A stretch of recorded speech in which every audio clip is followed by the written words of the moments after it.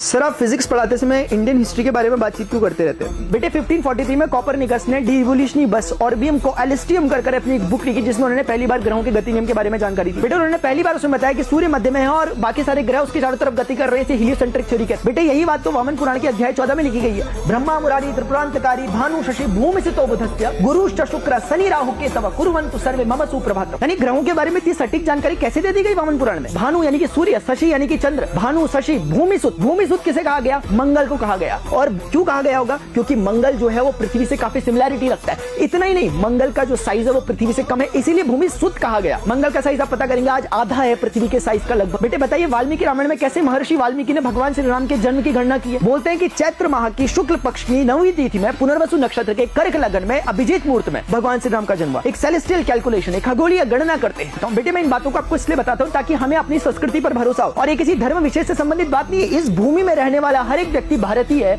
और उस भारतीय संबंधित ये बात है। जो सनातन की परंपरा में भरोसा रखता है, सनातन यानी क्या? शाश्वतता। जो रिथम में यानी कि प्रकृति के बनाए हुए नियमों में भरोसा रखता है वो सनातनी है, चाहे वो किसी भी धर्म संप्रदाय या किसी भी मत को मानने वाला व्यक्ति क्यों ना हो। बेटे वैसे ही भगवान श्री कृष्ण कहते हैं, आकाशम पतितम तोयम यथा गच्छति सागरम सर्वदेव नमस्कारम केशवम प्रति गच्छति। जिस प्रकार से आकाश से गिरने वाली बूंद अंत में समुद्र में गिरती है, इसी प्रकार से किसी भी देव को किया गया नमस्कार अंत में मुझ तक ही पहुंचता है।